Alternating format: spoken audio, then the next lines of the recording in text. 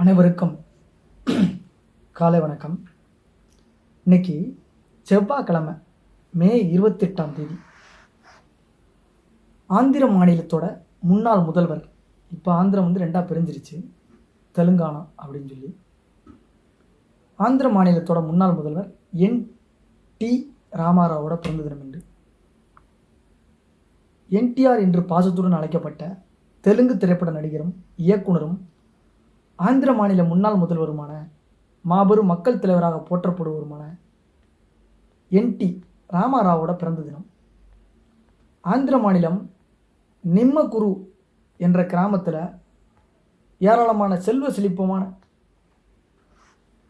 அதாவது வளமான செல்வ செழிப்பான குடும்பத்தில் பிறக்கிறார் 1923. இவருடைய இயற்பெயர்